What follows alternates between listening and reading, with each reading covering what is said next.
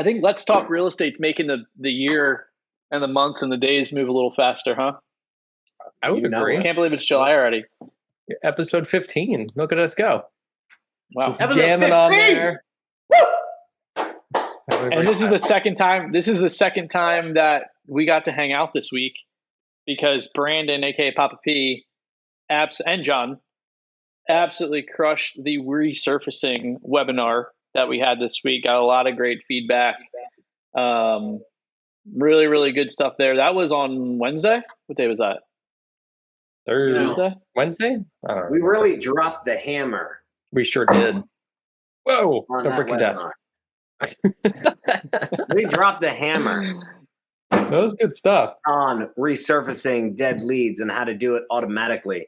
I continue to watch. I follow a lot of people, a lot of successful wholesalers. I tend to stay away from the people who do one deal. But a lot of them, and we're not the only ones resurfacing leads, but it's the way IF3 does it, right? The automatic way, and not just grabbing them and dumping them in all at once into a dialer or something. It's the strategic way of doing it. And you can also, we got hooked up with smartphone and IF3, and you can export and do all that too, or sync it over, all that stuff. But it's the way the system handles it that makes it easy instead of lumping it all into one big group. The strategic timing of it all is what's customized about it. You want to follow up with someone that says their offer's too low at a different time than someone who just says, I decided to keep it. But the commonality is you just don't want to give up on them. What one person sees as trash, another person can see as an opportunity, and you got to make sure you're following up, man. That's why I think we crush it, because it's just fucking common sense. Yeah. And I think, too, if people are like, well, I follow up with my leads all the time. There's nothing new about that kind of thing. But I think what's interesting about resurfacing beyond just, all that is that it enables your top people to really just focus on the foam that's rising, whatever you like terminology you want, stuff that's rising top, the top priorities, the people that are actually conversing, the sellers that are actually picking up their phones. And then you can remove those that are not, knowing confidently that they will come back. And there's a difference between following up, John, and what you're talking about, right? Yeah. What you're talking about is a true system for resurfacing or reviving leads that you have already considered not worth your time. When you said that, and people are like, I follow up on leads, yes, so do we. So anybody does. Is following up on leads is just a sales process, right? Carlos knows you got to always be touching back with people that said they're, maybe now, maybe not, right? Maybe in the future. But there are people that just say no today. No, I'm never going to sell, that you mark as dead, not interested, right? That in 6 months, pain changes and now they're interested, but you're spending your new marketing dollars on it versus just having your system do it where you don't have to spend any money on it. That's the difference, man. Is people get the term follow-up confused with things. Yeah. They put a lot of things into the follow-up category. Resurfacing is different than following up. Yeah. Totally. I met with Greg Bilbro, who was on the webinar. I saw him on there. He's on a lot of the webinars. He's always looking for new ways to make some fucking money. He's like, this is the second time I've seen this Brandin guy. He's like, I really like this guy. I was like, Bilbro, you're a good guy. But he's like, I missed the first 30 minutes. He's like, could you kind of break it down to me, what I missed on the first 30 minutes? And I was like, the functionality of it really is in simple, mixed with what Papa P's saying, with timelines change, situation change, sellers. I hate to say this about somebody, but seller leads are going to lie to you guys. That's probably something Brandin can talk about in depth. But I was explaining to Bilbro, it's like with the refunctioning, the resurfacing, it's almost like a function that's added, or a feature that's added, where it's like you're just putting the people that close deals and talk numbers, like negotiations with sellers, in a great position automatically to however you want to customize it. And you're putting more so lead managers or people that are just there to kick up dirt and probe and do conversations with cold and old leads, a good situation to be in the most efficient way. That's kind of the way I just summed it up for Bilbro in a meeting earlier this morning. So I would add that mixed with what Papa P's talking about, where people say they're interested in stuff. And just the middle thing is you also give the owner or the boss, manager, whatever, the confidence knowing that even if someone fucks up and codes something out wrong, you're That going was to a good retouch piece. it. You're going to restart. It's Mhm. peace of mind. You're going to resurface that thing, even if maybe and listen, man, like it comes down to prejudice, bias. Somebody could like the way your voice sounds and not the other person's voice. Somebody could like the tone you use, but hated the tone the initial person used. And so how can you close a deal versus someone else? Sometimes it's not about what you say, it's how you say it or how you sound. So just putting somebody new on the phone, I mean, that can change things drastically. A lot of times we sneak back up on somebody. Hey, as long as we never send out a contract, they don't know what company it is. So, you know, you sneak up. I think it's a fun switch from, like, most people are like, I need a lead manager to qualify the leads, and then that gets handed over to like my top salespeople to get the contract done. I like the inverse of that. Closers are the ones that are grabbing the leads, that are chasing down them initially, because they can get them on and pitch them. I mean, we all know, like, there's a lot of wholesalers out there. Competition is high. You need your top people getting those leads fast. Yeah. And then for those that they pass on or whatever, get the follow-up specialist just in that role, just like warming them up and handing them back. I think it's a great strategy for wholesalers to work towards adopting and moving away from the old way. The only difference is just for everyone who may hear what John said and misunderstand him, that statement is based off the fact that you're only sending quality stuff into your CRM, not dumping all of your random SMS responses, RVM responses, your garbage in there. You don't want your closers to handle that. He made an assumption based on, a high performing team who's already thought out those things. And that's what IF3 is essentially for, is making sure you're keeping the cream of the cream in there and filtering everything else before it gets in there. So. Absolutely. Thank you for clarifying my intent to explain how people should function in their business. No, I mean, I was just saying because, that whole webinar, I was trying to explain that to people because I didn't want them to think that I was saying the closers should be like openers. You know what I mean? Like just having that initial talk. I don't know. But I thought it was a great webinar, though. I was jazzed up. You were jazzed up. I was jazzed up, baby. Sure. I was riding high on the drug of sales. I wasn't even selling anything, honestly. I was like, I wasn't selling shit. I was just, you guys just invited me on to talk about how I use it. But I went into full on sale mode. I was like, fuck yeah, let's get these people on this shit. You're missing out on something. Mm-hmm. But you know what? I love the what? Wait, what were you gonna say? Go ahead. I'm laughing. I was gonna say you want to know what I wasn't able to sell this week? What's that? Wasn't able to sell this freaking people on giving me their mobile home park. Yeah, we need to hear a little update on that. Well, hold on. Before we do that real quick, for those of you that are like, I want to watch this resurfacing thing, it will be up on the Investor Fuse YouTube channel very shortly. I originally uploaded it in 360 version, so it's like I had people hit me up asking me about that link. I told them. I did. I got DM'd. I told them to go to the YouTube. Well, if anybody of you guys are watching this, that's my fault. John said be there soon. Up on YouTube the other day. Come on. It'll be there soon. I have a few in the chamber. I told him I'd get on a replay too. So if you're watching this, you will get it soon. That picture is hilarious, though. The 360 picture of me, you, and Brandon.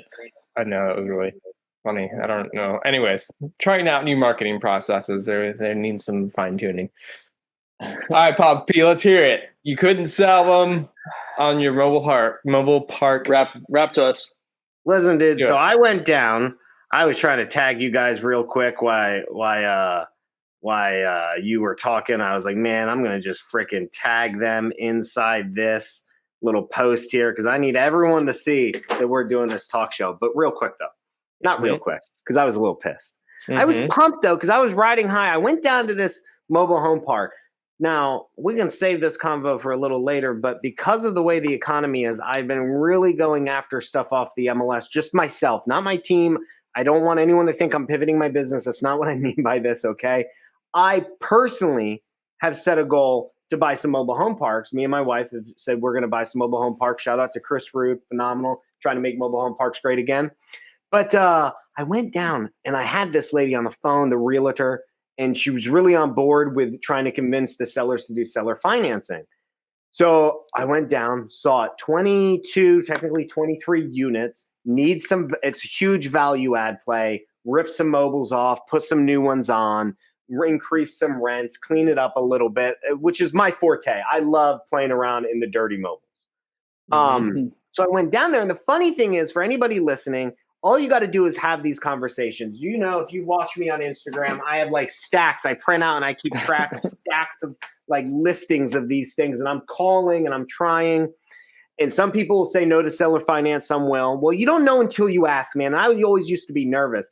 But I wanted to bring this up because I was surprised my own self of what happened. I went down there, and she had known I wanted seller financing. And obviously I could talk the talk. So, although I wear jeans and a t-shirt, I went down there and I presented myself, and we're talking. And she said, it's listed at $850. And she said, well, what do you want to offer? And I said, well, they want to do seller financing. I'm thinking about putting down like 20% or so, because the standard is 20 to 30. So I start low, leave myself for no go. She goes, well, I was afraid you might say that. You know, I think you're going to need at least 200K down. I'm like, okay. And she's like, but wait. She goes, and you know what? Even if they don't want to seller finance it, it's something I'd be willing to carry the note on if you could put 200K down. Wait, the realtor has 850K? No shit. What? So I was totally caught off guard. And so instead of getting excited, I was like, yeah. And she's like, you know, but you would have to offer around 600K because I'd carry the 400K note. And I was like, you know, ma'am, I was like, it's funny you said that. I was going to be polite and go home and then write you up an offer. But that was going to be the same exact offer I was going to make. No, it wasn't. I was going to actually offer more. But I was like, okay. So anyway, I thought it was important that people understood. I didn't expect that to happen. I didn't expect her to offer to hold the note for me, that I was going to have to convince the sellers who inherited the property to do that. And it's not going to happen again, maybe for, you know, you got to find the right people to do that. But I was intrigued by that she would do that, and even presented to the seller. So I had two options. If the seller said no, she would do the seller financing. So I was amped up, man. I thought I had this thing locked in the bag. The realtor was on board, wanted to present my offer. No.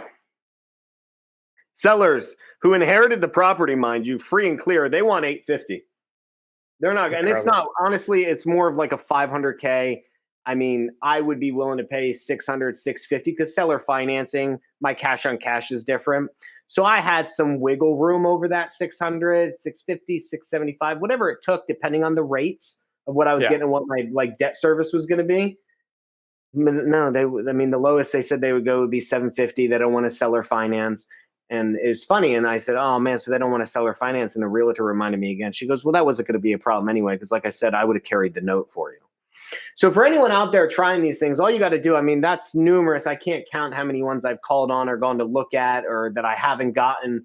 But eventually you're going to find stuff like that. And she has another mobile park that she wants me to look at. It's only like 8 units, but she'd be willing to carry the note for me again.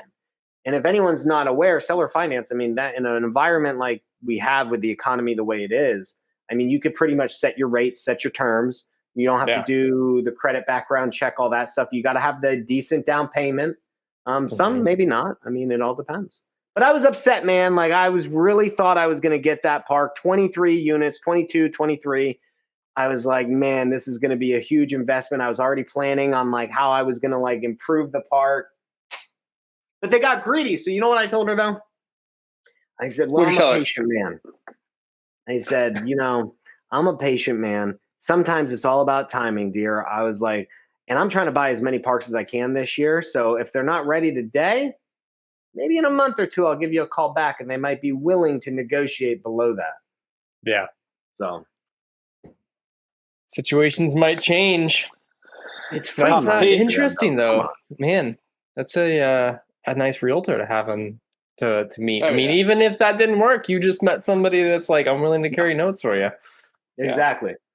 I mean, she hit a lot of buckets. I mean, she's experienced. She's older. She's done mobile parks herself.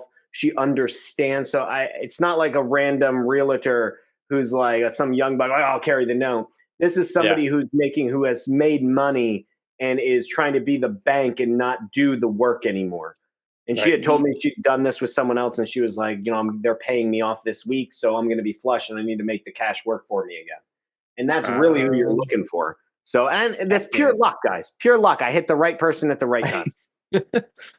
Yeah. But, I mean, kind of the luck conversation. And, I think this is a good kind of bridge here is like, you set out with a goal, with a target of like, I want to acquire a mobile home park. So, I mean, it's not like you were just sitting at home and then all of a sudden you're just scrolling through the internet and be like, hey, is this mobile park? Let me call this person. Like you've been very, very deliberate. Yeah. And so, yes, it's lucky that you met her and she's willing to do that and so on and so forth. But, lets you manifest or whatever. It's just like, you're going after it and you're having the conversations, you're calling the people. And it wasn't always like that, bud. I get where you're going with this, but I want to be upfront. I had this goal unsaid in my mind for years. I've always wanted to own mobile parks. I mean, I've been playing around in mobiles and I've helped other people. I've always thought they were cool and I wanted to do it. But it wasn't until I went to Chris Rude's thing. And even after that, there was a little delay. And then it was like the actual, you got to write it down, right? And then you actually have to do it. I would have never gotten to that one if I didn't go through all of these ones, right? If I didn't get rejected on my Lakeland, my hometown ones, that caused me to move out a little bit and start looking. And yeah, I get what and that's true, right? But last year and the year before, I wasn't taking action. So I wasn't encountering those type of good luck situations. I was just in my mind, I thought it'd be cool and I wanted to do it. And that's the big difference, right? Yeah. And I think like what you said at the very beginning is important too. Like you don't know until you ask. Like a lot of people are scared to even suggest it or I was. Yeah. Yeah. I mean, it takes that kind of like, you gotta jump into the cold water and then. But you're doing them a favor, man. Easier. Like when you really break it down, the terms are all different. So everyone's different. Some people you could do it with no money down, whatever. Some people you could pay a high interest rate low, but you're doing them a favor. I could probably pay you more than what you're going to get over here from this person in cash or from this person who's got to go to a regular lender charging them 10% on hard money in this type of environment. Yeah. I could pay you your price. I'm going to just need you to carry this. No, I can give you a down payment too. I have cash. Yep. But I get, the bank and, I don't think it'll appraise out. And a lot of these parks won't appraise out. A lot of these parks are really juiced up because of the market. So you're doing them a favor when you're asking on these types of things. Now, it's not like I want everyone to be going after my mobile home parks. I need to buy some first, but, that's just a little tip. Do you explain that market, that last piece that you went to the market's juice up? Do you explain that as part of your negotiations or not really? So just like when talking to a seller in wholesaling, I don't overtly ever shove something or an idea or a negative down somebody's throat, right? But what I do is I plant seeds and I hint towards it and like I frame it, I guess is how I teach it. So I'll bring it up and I'll start talking to the realtor, if not the seller directly. And of course, we're talking about the deal and then I'll ask if they've ever considered it. And then I'll I'll start throwing out little hints like, well, given what you're asking, I mean, if you were willing to do that, I could probably pay close to what you're asking. I could be very negotiable with you versus, and again, some of these ones have been sitting on this one 89 days, 351 days, 118 days. Like they've all been sitting on 2 months, 3 months, 6 months. So they're starting to understand. So I hint towards that I could pay them as much. And hey, listen, and so the one guy I really hinted, I said, this park is not going to appraise out at that price. So you're going to have to go cash. Well, that's what I want. I want cash. And I said, 100%. I said, but if you don't get that in cash, I can pay that if you're willing to carry the no. And I was more speaking to the realtor in IRL, in real life, not the seller himself. So I was selling the realtor on that, if that answers your question. Definitely does. And what did you say was the follow-up there, since we're kind of talking, we've talked resurfacing. When are you going to kind of follow up with the realtor there? So that lady, I mean, one, I got to follow up with her on the other park. So that one, I mean, I figure I'm going to wait like sometime. I got to go to Pennsylvania anyway. I figured, so everything's unique. I figure they're having pain collecting rent, repairing mobiles. There's like 6 vacant ones. So I figure like another month or 2 of rent collection. And then they're like, maybe the economy gets a little bit worse. And I give them a call sometime in August and check in with a realtor, see if she's willing to represent my offer and if they're willing to consider it, because they're spending money on this park. And then the husband's got to physically go and collect rent. And if you're not in the business, that could be a lot of work. And then you're splitting it with the other inheritance person. So one person's doing all the work, but then not getting all the money, but he's putting all the effort in for his wife and his wife's sister. So there's a lot in there. The one in Lakeland, I'm going after 3 in Lakeland. I follow up with him every couple weeks and just see, and they've gotten offers in between then, and guess what? He's rejected those offers because the cash offers are like $700,000-800K below where he's asking for the combined 3 parks. And I'm trying to offer him close to what it is, but he doesn't want to hold the note. So, but eventually he's going to either keep it or sell it. So hopefully it's to me. A lot of mobile home parks, that's the goal. Huh? I was going to say, just random question. A lot of mobile home parks, like the same owner that built it, the same ones that have it now. I'm just like, they changing hands a lot. They a lot of free and clear. It depends, man. But like a lot of these parks, you got to understand, have been grandfathered. Like the ones I'm looking at are older parks, man. They got like old mobiles on it. They've been around for a while. But yeah, they change hands. I mean, some of these guys, and we're getting off topic, but some of these guys have bought them at like $200K and are selling them for 1.5 mil because they're juicing them up. The pricing on these parks on the MLS is so high.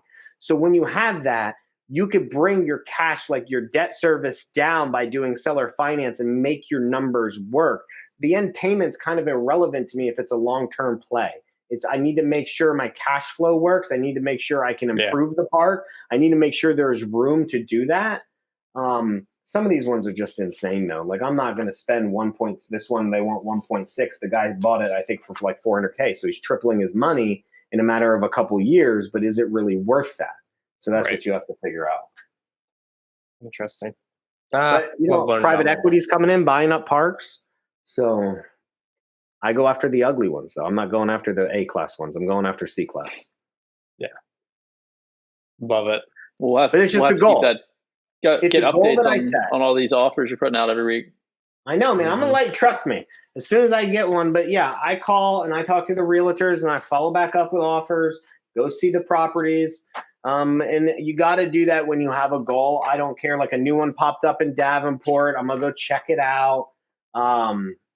Whether it turns into something. I mean, Grant Cardone said it himself. I remember one time he's like, you got to go look at 100 of them because the one you buy might be 101. But if you never start from 0 to 99 or 0 to 100, you're never going to get to that 101. It's going to take longer for you to get through that pile, and that opportunity you'll never get. So you just got to get going on it. And it's a goal we have, man. I want to buy up to like 100 units this year. So I need multiple parks. And I was like strategically looking at ones that could get me up there. 20 units, 46 units, 41 units, 12 units. And you start adding them together and you got the parks. You got the numbers that you're looking for your goal. So I kind of worked backwards on that, what I was looking for. Me buying 100 houses this year is not my goal. Me buying like 5 parks that equal 100, that's my goal. Yeah. Interesting topic on goals, and I think it's a great thing for us to kind of jam on here because the quarter did start today, and the quarter just ended yesterday. Financials are not yet done or finished, so I don't have a full picture of how our quarter ended, but I would like to kind of just go through and discuss goals, plans, how your team gets involved, and I think it'd be kind of fun to like compare what we do as a SaaS company to what a real estate company might do. So like our company has a review, like what we call an all team meeting today. And so we're going to talk about the last quarter and we're going to kind of tee up for what's happening in the next quarter. And I mean, our team meetings are just like mostly fun. Like our team's so small and we meet on such a consistent basis that everybody's pretty much on the same page, but it's still kind of fun to do like a higher level, like let's look at where we are and what we did kind of thing and where we're going. Phone call or virtual meeting, whatever it might be. But Do you guys do anything like that? Like reviewing specifically as a team? Like how aware are your employees of goals? Just curious. Oh, me? Yeah. Gotcha. Well, Sorry, I was just. regardless, it's the same answer as what I just said. So going into the quarter, what we're looking at is, so each person, let me start with, each person is motivated to get quarterly bonuses. So their quarterly bonuses in our wholesaling company are based on contract amounts and deal amounts. So they need, and they also get bonuses based on like, so different departments get bonuses based on lead amounts and conversation amounts, stuff like that. But for what our purposes are of making money, it's contract bonuses, deal bonuses. So they know as the start, what do we got to do? We're starting fresh. What leads are we working on? And we kind of push forward. So their goals are kind of starting new. So it's not just monthly for them. We try to keep everybody on track with a quarterly bonus. So that way, and we offer monthly bonuses and weekly bonuses. So I do short-term, medium-term, long-term to keep them trying to push through that entire thing. And then they reset. Obviously, today, July 1st, we talked about it on our morning meeting, mentioned, hey, we're starting the quarter off and the month off. Really got to kick through. What do we got coming down the pipe? And then in our high level meetings, we're setting our goals for that. And even with me and my wife, we're looking for what our revenue goals are, what we did last. We just implemented like a new financial model that she's finishing up hopefully today to go over tracking everything we've done in our past. And then we can reset our goals for the quarter. Yeah. Do you guys work towards an annual goal and build up from the quarter? Yeah. So you're working backwards. Yes. Yeah. See, but our business is business, no matter what industry you're in. So like it becomes same tough, thing with the mobiles. Huh? I was saying just same exact thing he just said with the mobiles with his end goal. He's just working backwards. So like I was about to say that the mobiles thing is tough because it's like I could set myself a quarterly goal to buy some mobiles in Q2, but really with the numbers changing, like if I buy 41 parks in this 41 units in this one park, I mean that pretty much gets me to half my goal. You know what I mean? So you could do that within a month or 2 months. So it's kind of hard to set quarterly goals on that other than to come up with a number, right? I want to have like 50 by this time in the year. But I'm hoping that in the last half of the year, I can scoop all 100 is kind of my goal. And I have the funds lined up. I have the people to help me with the down payment and all that. And if I could get seller financing, I mean, it's just a matter of putting in the work. And I think I could still do it, man, even if with half a year left. So no, I mean, I didn't adhere to my goals in the first half of the year. I should have already bought parks by now. But I've been bidding. I've been doing the work, right?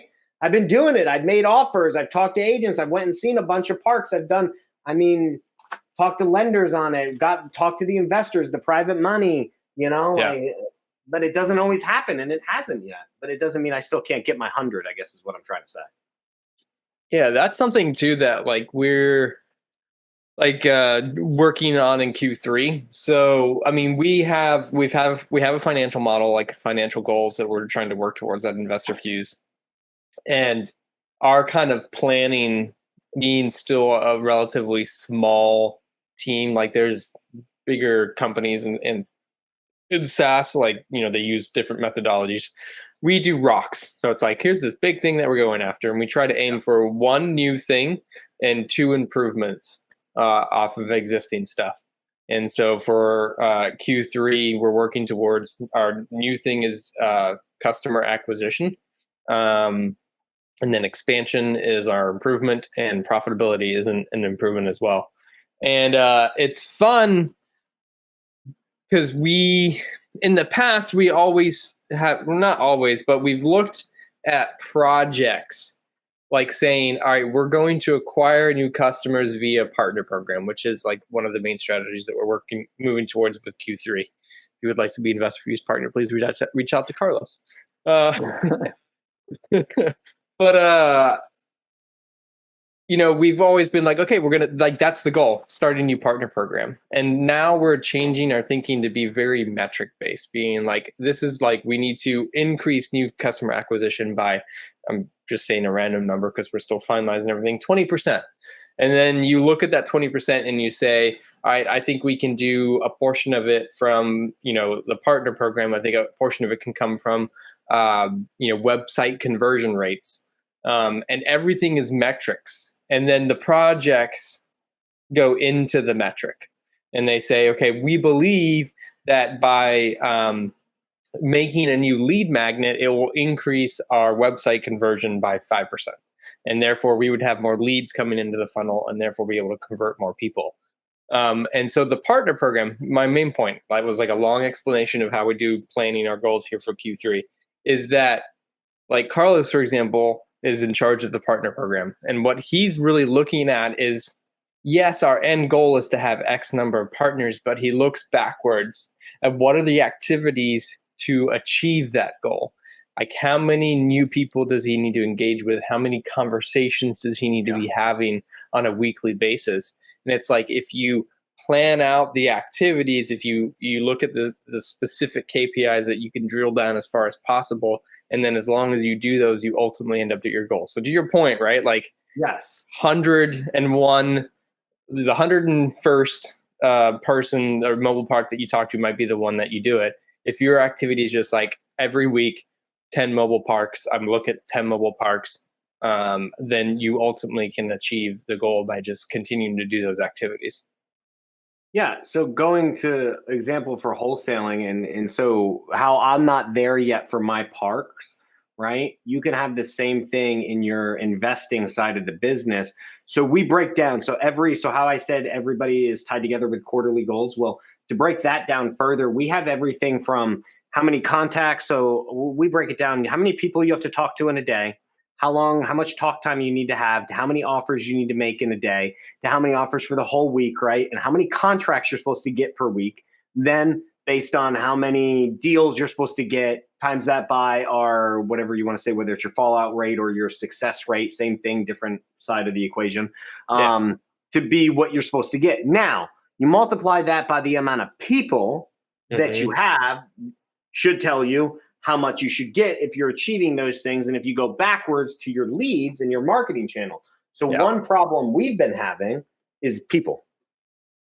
So like I've hired 2 more closers. We're onboarding one and one starts on Monday. So that'll bring us back up. Then I'll have 5 people. But there was a point where, I went back down. And then so you lose that time, and that's okay too. Like you remember it's Marcus Lemonis is people, process, product, and people is a huge aspect of it. So what John's saying is like you have to break it down into the most minute KPI metrics so they know what to achieve. And even if you have that though, you could still not achieve your goal if the people you have are missing as well. So if you have plans for 5 people to get those goals because you have 5 people at that time and you lose one, odds are you're not going to meet your goal. You lose 2 or 3, right? You're going to be down to half capacity. So you can't expect to be hitting those goals. So then you got to fix that problem. And that's why when everyone talks about how easy it is, I always say it's not, because when you have big goals, you have a lot of big things in the wheel that you need to make sure keep turning. And people is one that becomes a process. And you could have them for 3 months. You could be pumping. Somebody quits.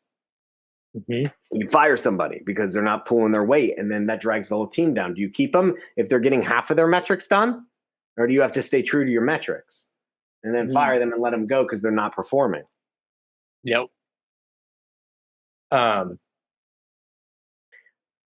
We don't quite have that issue here. I mean, we have certainly had some employees come and go, and it certainly messes with us to that degree. I guess if Carlos left, I would feel that pain a lot. Right. Well, yeah, because he's been with you a while too. I was reading a book, Profit First. I think Carlos recommended it. Somebody recommended it to me. I don't know who, John, maybe. I don't know. Somebody recommended it. I don't think I recommended it, but I have read it. It's a good book.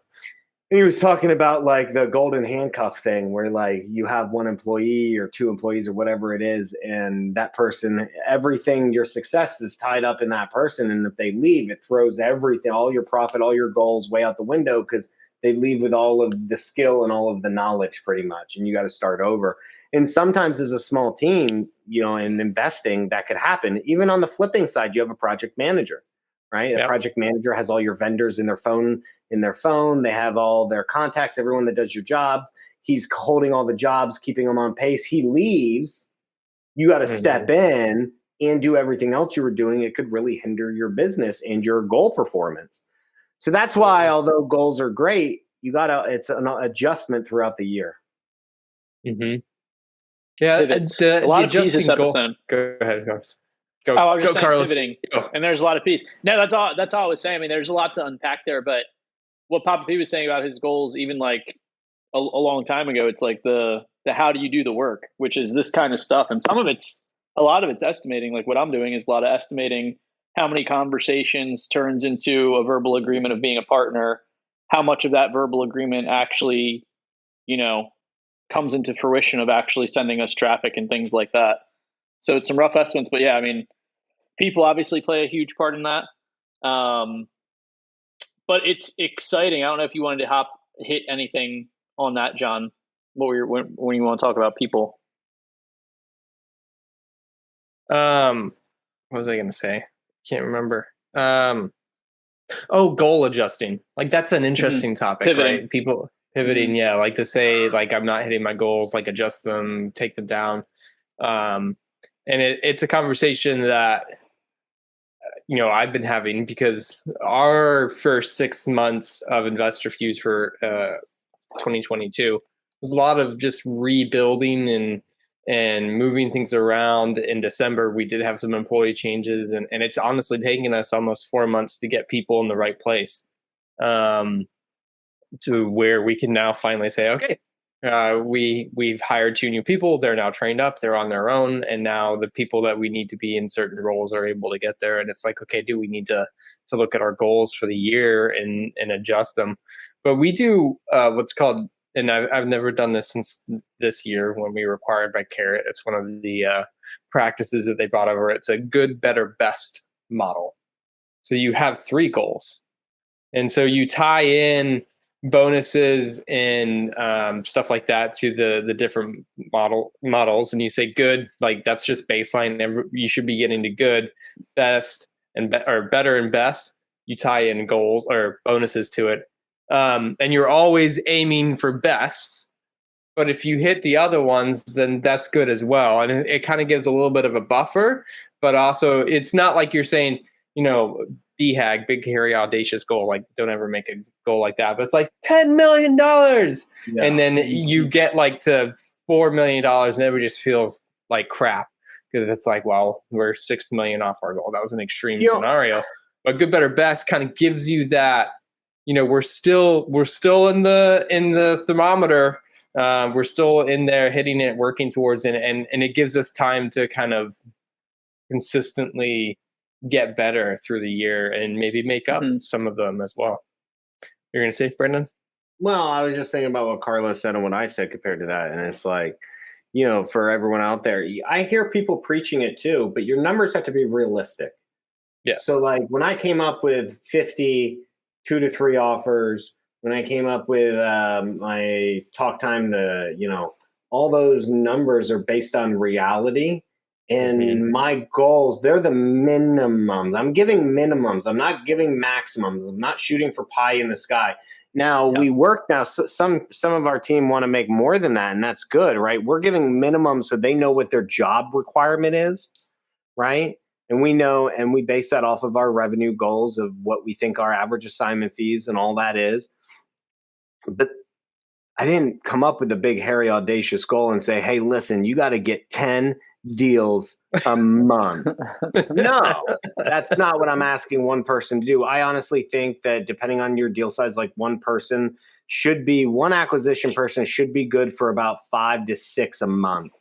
You know what I mean? And it depends on your success rate. How many contracts does that mean that they have to get? So if you're having let's just say a 50-50 type of success rate, right? Well, then you're going to need to get 10 contracts every single month in order to get your 5 deals out of that person, right? Yeah. And then how much revenue is that you're basing that off of? So if your average assignment is 10K, well, that means that person should be good for 50K to your top end, your top line every single month. And yeah, maybe they hit it big, right? Maybe they hit a 50K assignment or an 80K assignment or something big, but it's all based off of facts, man. You can't Goals set, have to be set your attainable. people up for failure. Yeah. Nobody wants to work through or have goals that they can't reach. So sure. like when we train every morning, one of the things, and we're talking about their weekly goals, because we don't talk about it just at the beginning of the month. It's every week because we set weekly, monthly, and quarterly. I let them know, like, hey, you're going to get 2 contracts this week, but you're probably going to lose one. And then when we do lose one, I go, well, listen, we just closed your last one. And then this other one that you got, we're going to have to cancel because, the seller, blah, blah, blah. But listen, that's your 50-50, right? When they expect it. So your expectations, you got to set proper expectations so your team doesn't have resentments, because unrealistic expectations create resentments within a sales organization. So you got to set proper expectations for your goals inside the sales team. And I'm sure that's true even in your SaaS business, man. Like everyone's got to be, otherwise you're just, yeah. Go ahead. Yeah, I was going to say, let's play devil's advocate then along that line of thinking, right? Like, why even have goals? Like, what's the point of having goals? And it's the car effect. The hell is the car effect? You buy a car and all of a sudden you see it on the road. It's always been on the road. Yeah, I mean, you buy a Tesla, you've never seen a Tesla, or you see one or two, but you've never seen them. You buy a Tesla, all of a sudden, you're seeing Teslas everywhere you freaking go. I mean, I know that's happened with my Dodge truck, and it's just an analogy that everyone can relate to, and that's what goals are for. You have to speak them into existence, and then once you do, you start to see that it's possible, and you start to see other people achieving these goals. You see what's happening that motivates you to make it happen. You have to set the goal. Same thing, man, is like, why do you set metrics? Because and metrics are like baby goals within a big goal, right? Because then they don't know what to do and they don't know what direction. So yeah, I mean, I could argue it both ways, but I mean, I feel like otherwise you're just like the headless horseman. You're wandering aimlessly. Yeah, I don't actually know if the headless horseman wandered aimlessly, but I feel like if you got no head, you're going to wander aimlessly. Maybe is it a chicken or a rooster with chicken with his head cut off? Chicken with his head cut off. Yeah. When you have goals, and that's what I love about like goals, or just like thinking about that stuff. Like not only like seeing projections and getting everybody on the same page, but psychologically, it's just so interesting how you automatically go towards that, and like your reticular activating system sees it. Like that's what I've even felt like since we started this show, and even this year, really, like I keep finding myself, I'm like, man, I'm just like randomly watching wholesaling podcasts on a Friday night, eating a ribeye steak, or watching some type of goal setting or financial, or like you just move towards those more automatically, in addition to what you're doing, during your typical work hours. So that's a super important thing.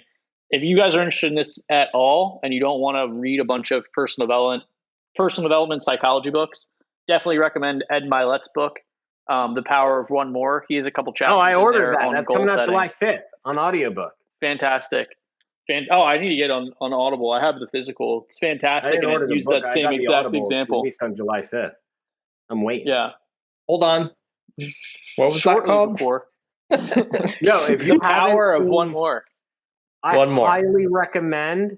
I was watching it. I'm going to finish it this weekend when I'm working out. I'm almost done. My wife finished it during her workout because we have a big TV in our gym with a Bose speaker, so we could watch it while we're working out. Ed Milet on the School of Greatness with Lewis House. Lewis House. Yeah. Oh man.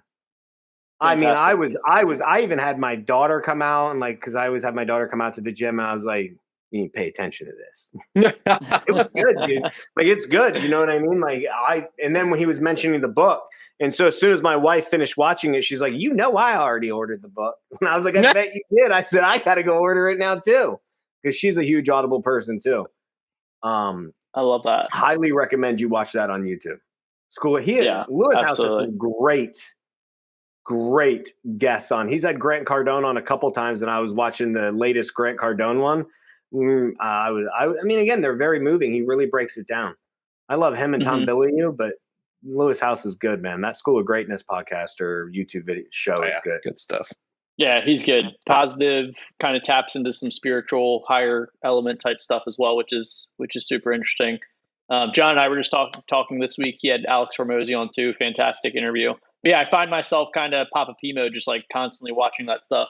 even like nights, weekends, things like that. But that's why it's cool, because you have them there for metrics and review for your team. But then, like we talked about with Papa P, getting like more traffic and more movement and momentum on the mobile home park, it's after a long time of putting this into place, taking action. That's also another byproduct of having goals and taking actions towards those. Like even for the partner program, for example, and just like putting more intentionality around that and putting, estimated metrics around conversations, reaching certain revenues driven from partners. It's like random people, kind of having random communication of partners reaching out at a high level. Now I'm like, oh, it's fascinating time. But as I think we agree on the show, John, for those of you guys who aren't watching on YouTube, John is purchasing Ed Milet, the Good Power book right Level. now. Pre-ordered on Audible. And anybody who wants to be a that's the cool partner thing. with Investor Fuse, reach out to Carlos. He's mentioned it. He's dropped it numerous times. Would I consider myself? Am I a partner? Is that what you guys? Well, call so me? that's the interesting thing is like not to dive into it too much, but we have affiliates. We can dive in. And then we are transitioning to a partner program. So affiliates will move into partners after being re-indoctrinated by Carlos. So, I mean, and it's all like a system switch for us. I mean, this is very sassy, not wholesaley, but we're switching billing providers, and we're doing an automated billing and onboarding process, and which gives us the ability to have an amazing like affiliate tracking tool. And so we're going to move people into a partner program and help them better, talk about us and push people to us. So it's gonna be a fun quarter. I'm excited. I dig that. Yeah, man. I mean, to the goal thing, the only thing I can say is everyone talks about setting goals, but I also want to say it's okay if you don't meet them. Yes. Things happen throughout the year, which is where John was going, good, better, best in my mind of how he was explaining it. Yes. I mean, you're only in competition with yourself. It's something I got to work on. Just competition with yourself, trying to do better. But I'm always hitting roadblocks, man. Like, we're having issues with the cold call team now. And, RG, my manager's phenomenal. She's solving them one at a time. But like, we have one guy put in his resignation for health issues. Another person wants to go back to school. So like, you're going to have these things depending on the employees. But you know what? We try to have a certain amount of callers per closer too. So that messes up my numbers, which then mess up my lead count. My lead count then messes up the amount of contacts they can make, which messes up the amount of offers you see how it's all a domino effect? Yeah, it is. So like it's like trying to plug the hole, you know what I mean? Like in the leaky ship, and you're like, because it just keeps happening. And that's what entrepreneurship is like. Oh yeah, all the time. I mean, even when you solve, like you're like, you look at your quarter goals and you'd be like, all right, guys, we're going to do all of these things and solve these problems and fix these things. And, other things will, like, we're having an issue right now with Twilio, and we're having to solve that problem immediately. But then it's like, you think it's like, I'm going to cross over and get to the top of the mountain and things are just going to be golden and fun, but like, it never ends. And I think that's a good thing, right? Like we learn through challenges, and any entrepreneur can, should be able to tell you is like, the amount that they have learned just by continuing to be on this path to set goals and attempt to attain them. Sometimes they do, sometimes they don't, is way more education into problem solving than, working a 9-to-5 corporate retail, whatever. So yeah, 100%. I'd rather do that. But I was watching this guy talk about not everyone being the boss, and it's like, we got to normalize that it's okay to not want to be the boss. That it's okay excelling at a position within an organization and believing in their goals or their mission and their path, and joining that, and not needing because of what everyone tells you, right? That you can have a good life that way too. But again, I think his whole premise isn't about just getting into a dead-end job, quote unquote, is what everyone says, but is more about finding an organization, a person, somebody that you want to work side by side with, a company that believes in you and cares about you. And that's okay. Yeah. That's okay too. Well, I need those people too, dude. I need them. I just interviewed somebody for a position in the organization like that, and I let them know. I mean, it's the sky is open, man. Like the world is open to you. You help us out. Like that's it, man. Like you don't have to do this on your own. You don't need to start your own organization, become your own flipper, contractor, wholesaler, whatever it is. Join up with someone who's already fought the battle. Yep. 100%.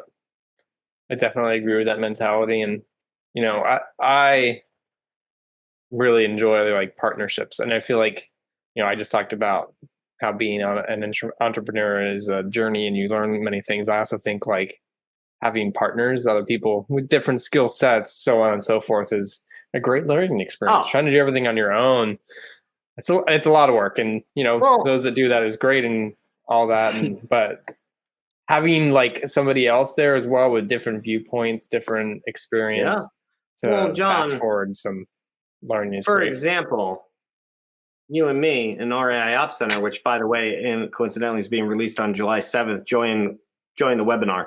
But I don't do nearly as much as at the tail end as we're going to release. Now, in the beginning, I would say I did a bulk of the work because I was generating the idea for the software, how it worked for the business. But I have kind of stepped back because John is way better at software than me. Has taken on a load of the work, which has allowed me to focus on what else I'm doing in the sales aspect of everything, getting the software ready for the presentation and selling on July 7th at 12 p.m. We're selling it. Please join the webinar. But that's it, having that partner. Whereas in the rest of my businesses, I really don't, other than my wife now, like I didn't have a partner before. And you're doing everything there is to do. It is nice. I could speak firsthand. When I wake up and I go through, like we have certain softwares we use to track our projects and issues and stuff for our REI Ops Center software. And I was like, damn, John already did that. He did that. He got that ready. And then I did like the pricing plan this weekend, set that to him so he didn't have to worry about it. So we've divided and conquered a lot of stuff. And we each have our own individual goals of what we're trying to achieve within the big goal of releasing and coming out with features. And so that's nice. And I've never had that before. So yeah, having a partner, I think is freaking ideal too. You don't always have to walk the lonely road alone. Yeah. Is that a Green Day song? It is. I was thinking the same exact thing. I think I just made that up. That is a Green Day song. I'm willing to license it out to Green Day if they want to make a song out of it. Always be selling. Man, July. If you get Ed Milet's Audible book on July 5th, listen to that for 48 hours straight on loop, and then come to the RA Ops webinar July 7th. Talk about crushing some goals, guys. You're going to be jazzed up. I'm waiting for it. I got to finish Profit First though, because I'm in the middle of reading multiple books. We're reading Tony Robbins' new book, Life Force. And when I say we listen, I make the whole family. Drive up to North Carolina. It's like a 20-hour book. Drive up to North Carolina and back, made the whole family listen to it. We're going up to Pennsylvania in a week and a half, 2 weeks. And that's a 15-hour drive. So guess what we're listening to? Nice. Tony Robbins, baby. Tony Robbins the whole way up. So yeah, I'm going to have to squeeze Ed Milet in there somehow. Think make it happen. I didn't even know that he had a new book, Precision Medicine. I need to check this out. Oh my goodness. It is. I think we're only like 7 hours into this, 6 hours into this book. But I mean, I told my mom to buy it. Cause you know how he did, what was that? Money Master the Game. Yeah. He did that one and he really interviews and breaks down the money aspect, the financial aspect of life. Well, he does the same thing for health and his experience of what he's done. This book, I'm not even done. I'm not even halfway through it. And I am amazed. I'm like, I need to do this stuff. I'm ready to go get stem cells. I'm ready to go get like a 3D scan of whatever he was talking about to figure out my health. Like he breaks it down, man. Like the crazy shit that is going to happen over the next few years with AI and robotics into the medical field. I mean, you talk about wanting to live life, a long life. It's possible, but you got to take care of yourself. And I hate to say it, but you need money. Yeah.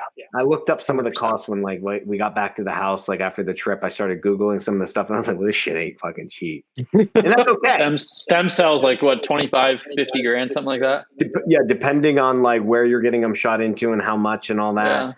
Yeah. But he's also like touting this organization, and the name escapes me at the moment. He's partners in it where they'll go through and it's like a concierge medical service to make sure like they could tell you how you're aging, what your biological age is, what your body needs, all that stuff to extend your life.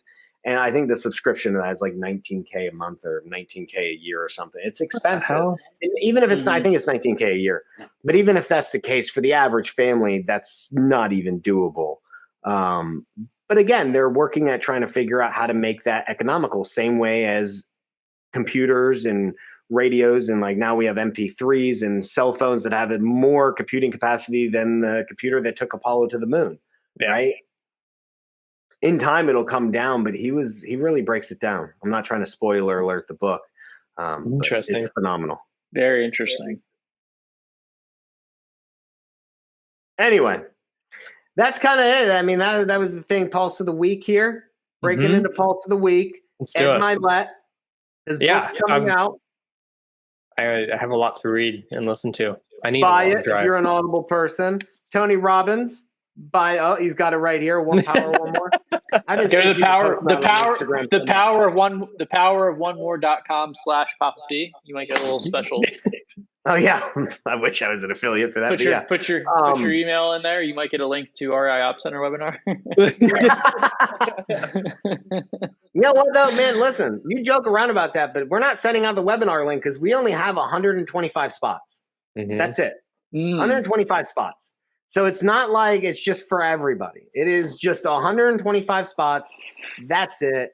And you can uncover more on the webinars. And we're gonna do a couple of them until those spots fill out. And once they may fill out on the first one. All the IF3 people may just take it because obviously the Investor Fuse family, they get first dibs. So the Investor Fuse customers may take all 125 spots. And if they do, that's it. SOL for the sweetest data software out there. And I just want to be clear, and I'm going to say this on the presentation. It is not fucking white labeled. It is not. It is built from the freaking ground up. I'm not going to name names, but John has really opened my eyes to the fakeness of some of these real estate people saying they created their own software when really they only white labeled a big company's tech like software. And I was fooled. And he tells me these things and he shows me. I'm like, holy, those people? You mean they're lying? Like one guy came on and was like, we've been working on this forever. It's ready to release. This is game changing, releasing my own software. And I told John, and John's like, oh no, bro, that's this. And he sent me the link and I was like, motherfucker. No, it's sales pitches. Legit. It is legit.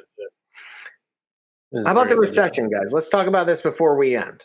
Is it happening? Well, yet to be determined. It's official as of today. Is it official? I thought so. The data is out. No, it's Pedersen official, Papa P official. Oh, okay, cool. It's officially been 2 quarters of GDP decline. It's 2 quarters, and the 2 quarters are up. July 1st, baby. I mean, there's no way we're going to avoid it. The question is recessions aren't always scary. I mean, you could have a dip, at least for the real estate market. I mean, who else is feeling it? I'm feeling it at the pump. I'm a diesel guy, so I like $5.75 a gallon. Where I filled up the other day out coming from Okeechobee, I was like, "Fuck." Yes, and grocery store. I had noticed it, and I told my wife, I was like, maybe we need to start planning less driving activity. You know what Grant Cardone would say about that? What? You need to just make more money. Well, you don't have an expense problem, John. You have an income problem. But you know what? We're going to solve that on July 7th. I'm excited. When we sell 125 full-out spots on REI Op Center. This is true. Not that I would take any of that money because it goes into the road and growing the business, long-term vision. But yeah, no, I mean, certainly I've noticed the effects around. I've noticed a lot of fear-mongering, which is getting really annoying. Like, I think I even went through that myself a little bit, and like, oh my God, here it comes, like blah blah blah, and then I took a step back. Like I think we talked about that last week or the week before. Like you have down quarters, you have down years, or not years. I hope not years. Down quarters, right? Bro, it's just been going like this. Yeah. Flattening out and slowing down does not mean the world is over. I saw someone. You guys use the word fear mongering. I saw someone doing that, and I respect the guy, but I was like, come on, man.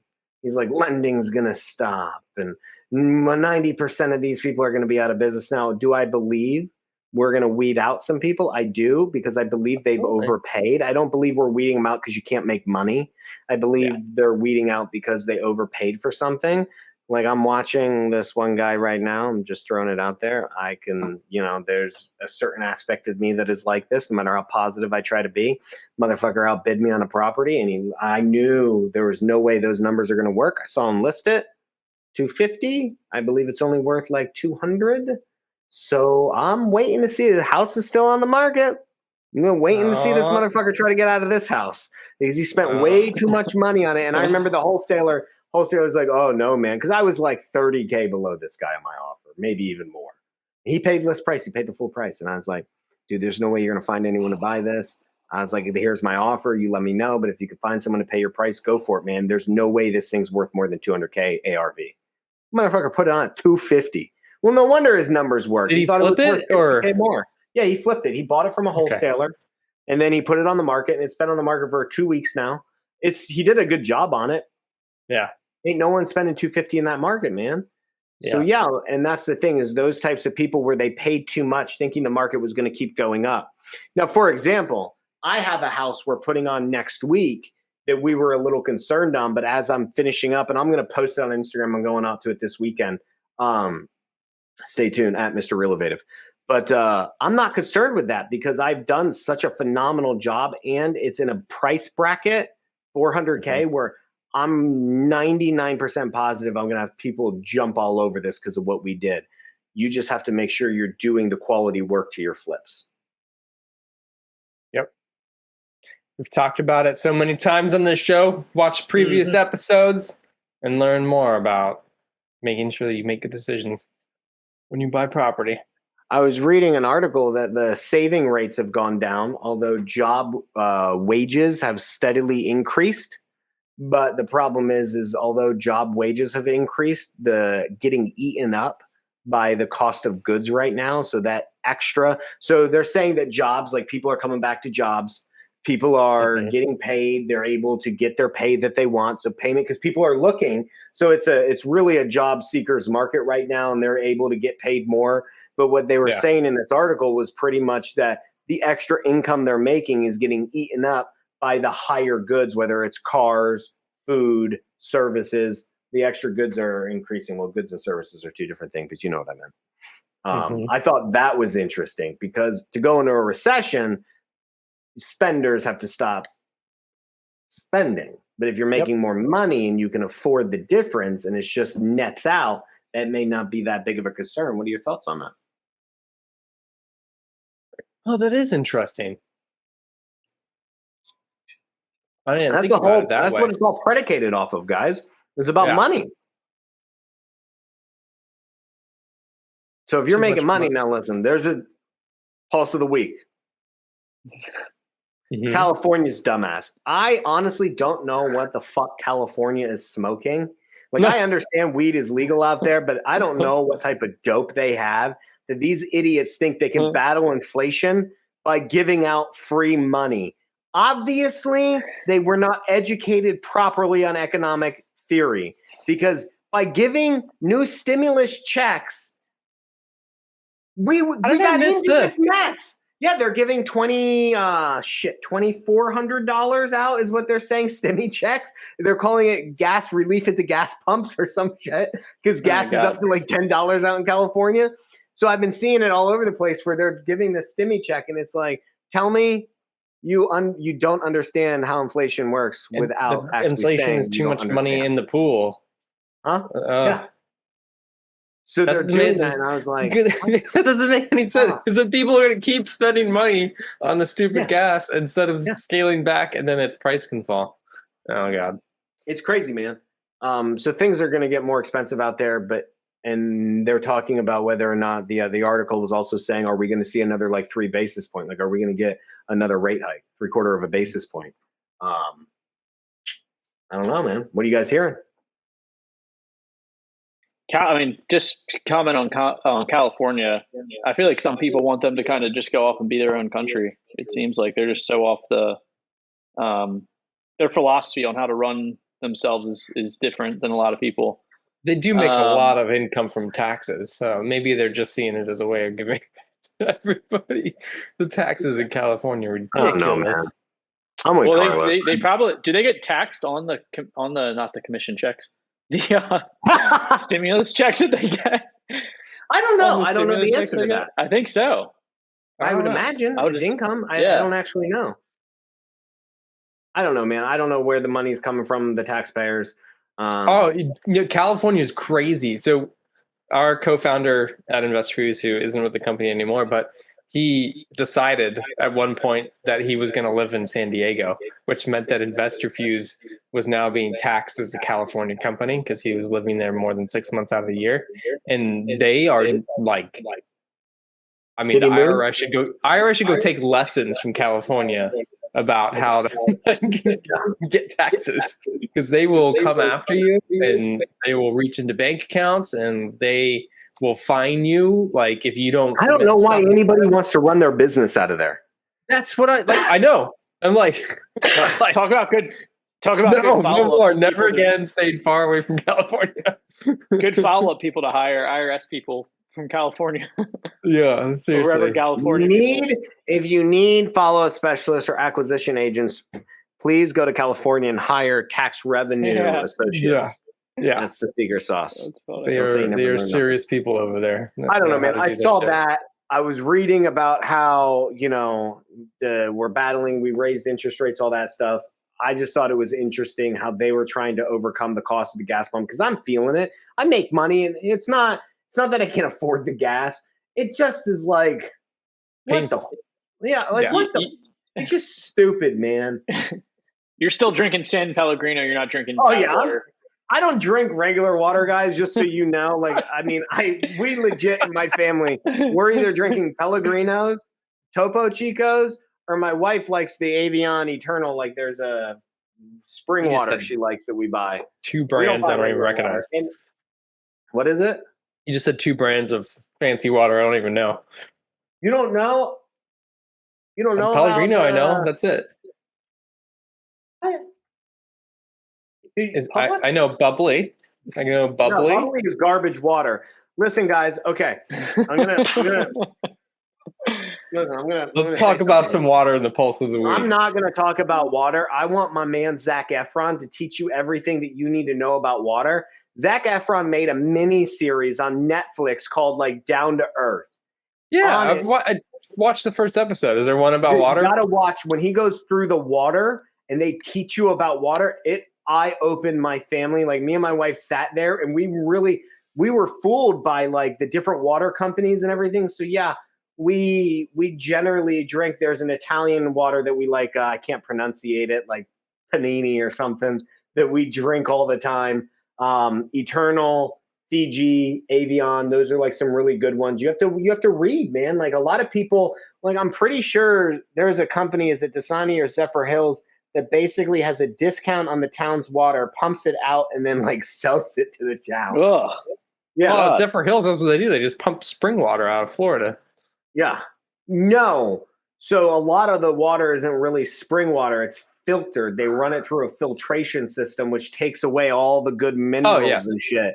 Yeah. Mm-hmm. And it's fake, and the fake pH balance and alkalize, all that stuff is just fake.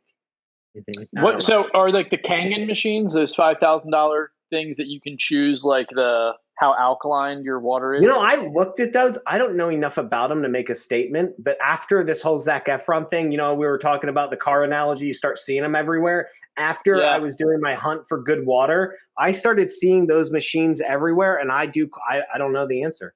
I was very intrigued by them. There's water distillers as well. Huh? Did Zach talk about water distilled water?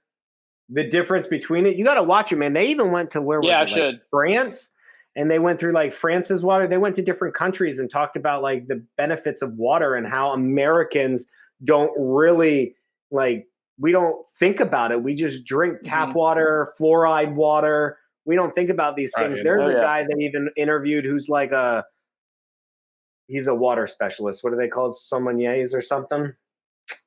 Totally going to watch this weekend. You should watch. That's a very John documentary. I want to get a water distiller machine. That seems like a good. I thought distilled water Good was move. bad because it has Yeah, nothing in it. It's bad for you. Distilled water's bad for you?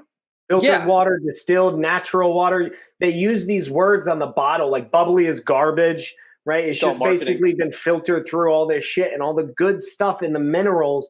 And like, so I can't pronunciate the name right now, but there's an Italian water that starts with a P that they sell at Greenwise Publix and like Avion. And when you taste it against Dasani, you can taste the difference in the water and like the heaviness of the water based on what's inside of it. I never knew until I started paying attention to what he said and we actually went and did it, that water does taste different based on the level of quality. Yeah, it's the amount of minerals. Yeah. Is it the I wish I was more intelligent on the subject, but I'm not, because I would love to dive deeper. But I don't know enough about that machine or any of that stuff. But yeah. So anyway, there's a reason why I'm always drinking certain types of water. Doesn't Pellegrino have sugar in it though? Huh? Doesn't Pellegrino have sugar in it? No, it's I mean, I guess if you were to buy the flavored ones, this is just a regular old carbonated spring water. Okay. Which Nestle owns. It's from Italy, bottled at the source of San Pellegrino Teme, Bragmo, Italia. Water all the way from over the ocean. All right. I'll look into water and my apparently sucky choice of Down to buy one, Earth get one at with Publix. Zac Efron. Yeah. Highly recommend. He has grown from High School Musical, and he's making music with water. Mm-hmm. It was a really cool Zac show, Efron. though. Yeah. He's a fun guy. I guess. Awesome. Another great episode. Another great week. We will see you all again here. Even one week further, 7 more days into Q3. Love it. And yeah, we'll go from there. And we will update you on the release of RI Ops. That's right. That'll be week. Oh yeah! Wow. Wow! Huge. Good, excited. Have a fantastic 4th. Stay hydrated with some good quality water. That's right. Stay hydrated.